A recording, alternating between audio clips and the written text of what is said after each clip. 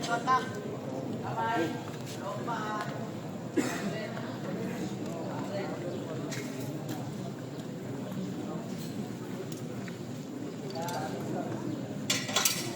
Yung pag-walk natin, siguraduhin natin mas mataas sa ulo natin.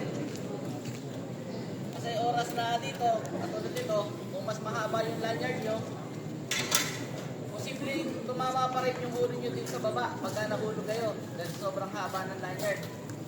Dito, pinapayagan nyo naman yata yung mag-bypass. Sa iba kasing lugar, sa ibang construction, hindi pinapayagan. Kasi baliwala yung pinaka-shock absorber niya. Pagka lilipat ka, siguraduhin mo lang din kung isa lang. Tapos yung magpapadali ka, dalawa. Lipat. Baliwala yung double lanyard kung gagawin mo yan. Kaya tigil-tigil lang. Tapos wag kayong aakyat. Pakabit kayo ng platform sa mga scaffolder na confident para magawa kayo ng mas magandang ayan, gano'n lang to. Bawal.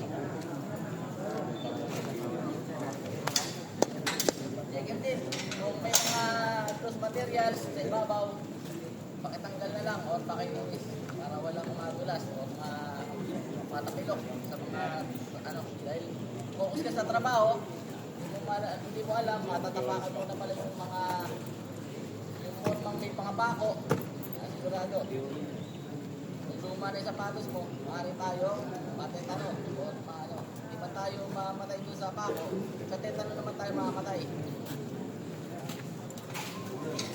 Ilang, pakatandaan, isa lang ang pangko. Pagbababa, okay na, wala. Hindi mo i-contact na lang.